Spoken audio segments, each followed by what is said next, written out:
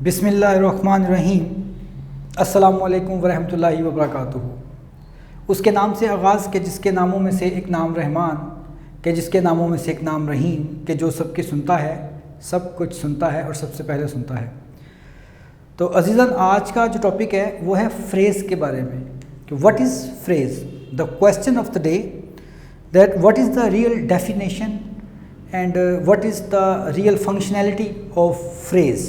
So far as phrase is concerned, we may say that the group of words that has some sense but not complete is called phrase.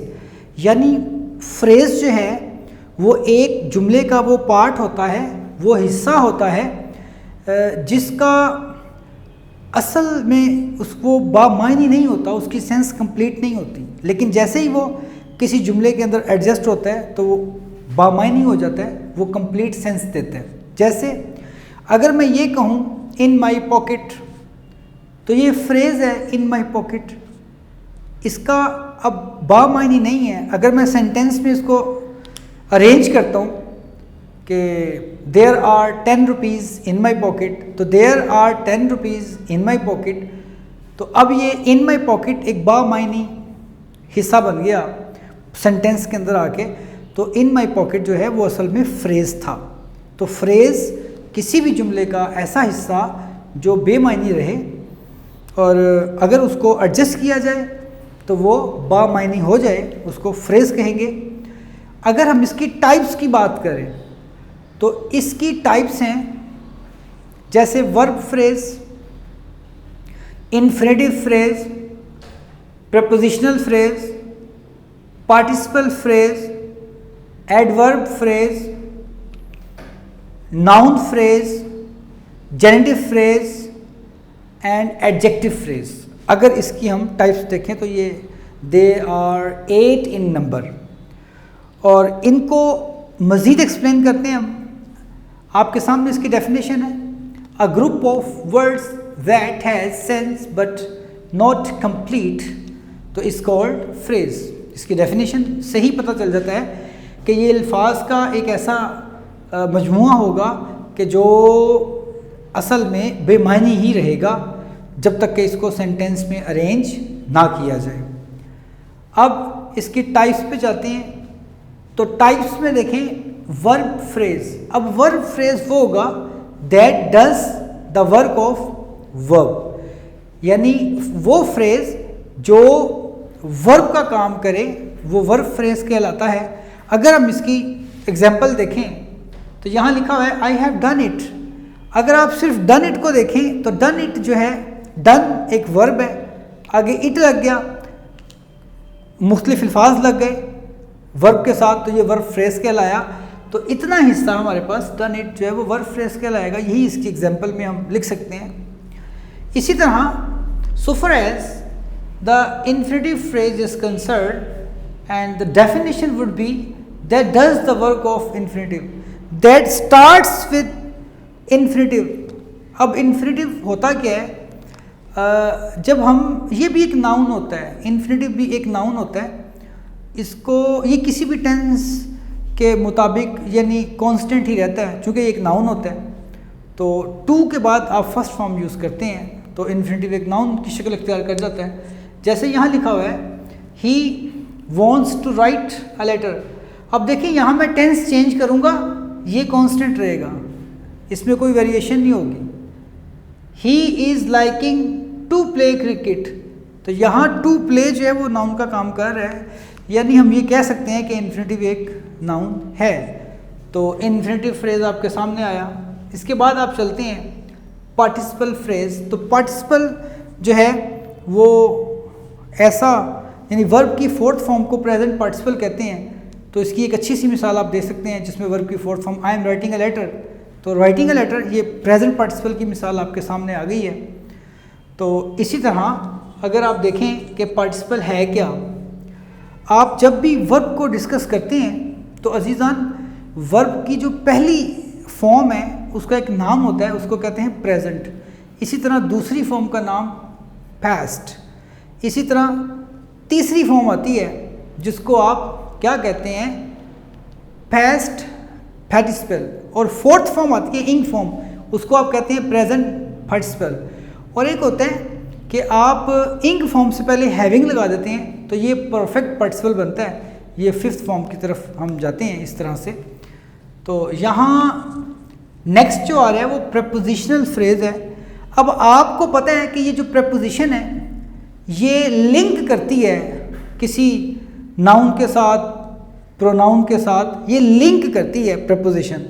तो ऐसा phrase जो start हो preposition से, यानी अगर मैं ये कहूँ in July I will go to Saudi Arabia, तो अब there are stars in the sky. अब इन द स्काई, इन जो है ये प्रपोजिशन है, ये शर्त है इस बात की कि इसलिए प्रपोजिशन है कि ये लिंक कर रही है एक नाउन के साथ, ये जाहिर कर रही है एक नाउन को, तो इस तरह से हम इसको प्रपोजिशन कहेंगे। अब यहाँ प्रपोजिशनल फ्रेज है, तो so far as the definition is concerned, we will say that begins with the preposition, that is called prepositional phrase। ऐसा फ्रेज जो यानी प्रपोजिशन को जाहिर करे, तो प्रपोजिशन के साथ स्टार्ट हो तो उसको हम कहेंगे ही वेंट इंग्लैंड इन जुलाई। ये इसकी एक बड़ी एप्ट जो है वो एग्जाम्पल है, यहाँ सूट कर रही है इसको। उसके बाद आपके पास आता है एडजेक्टिव फ्रेज। अब हम जानते हैं कि एडजेक्टिव क्या होता है, तो हम ये भी जानते हैं describing words are called adjective, यानी किसी को डिस्क्राइब कर दे उनको एडजेक्टिव बोलते हैं। तो यहाँ ऐसा एडजेक्टिव जो किसी अल्फाज के साथ आए, चंद अल्फाज के साथ आए, तो वो एडजेक्टिव फ्रेज कहलाएगा। यहाँ देखें डेफिनेशन इसकी ये बनेगी, that does the work of an adjective is called adjective phrase. तो ऐसा जो है वो एडजेक्टिव फ्रेज कहलाएगा, that does the work of an adjective. ऐसा फ्रेज जो एडजेक्टिव का काम करेगा वो एडजेक्टिव फ्रेज कहलाएगा। इसकी एक बड़ी खूबसूरत मिसाल है, हम ये लिख सकते हैं कि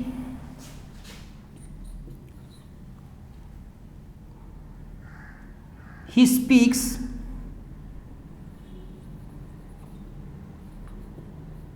with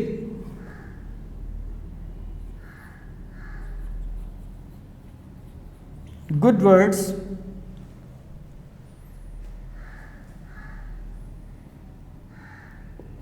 in smiling face।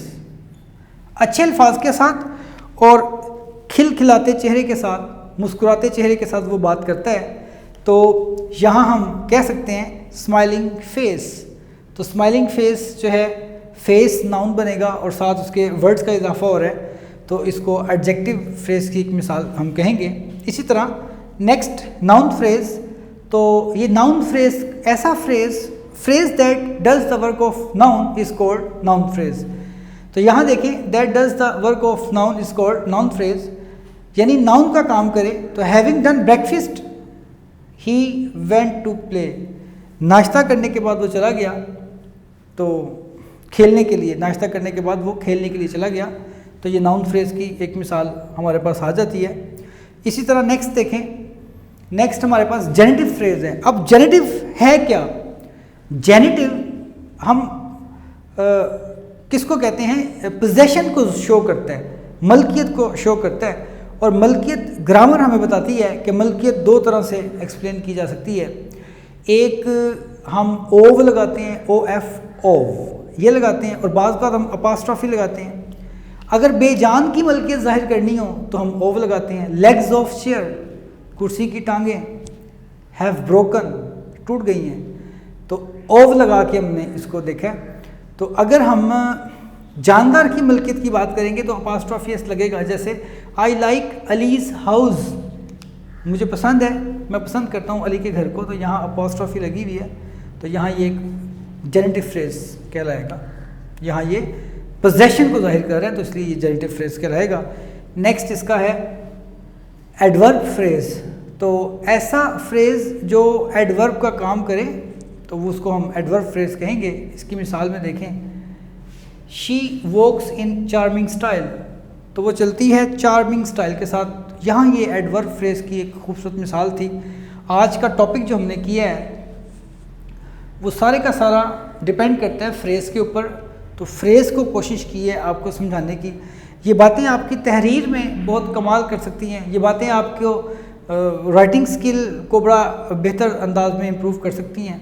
तो आप ज़रूर इनको याद रखें, इनको प्रैक्टिस में लेके आएँ। इनको याद करने का भी एक तरीका है कि इसका एक रूल सा बना लें जिसको आप नाम दे सकते हैं इस तरह से,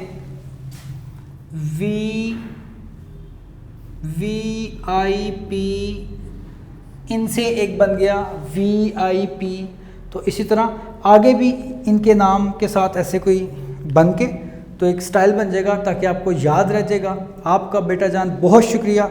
अल्लाह पाक आपको और आपके वालिदैन को हर तरह से आसानियाँ अता करे। अस्सलाम वालेकुम।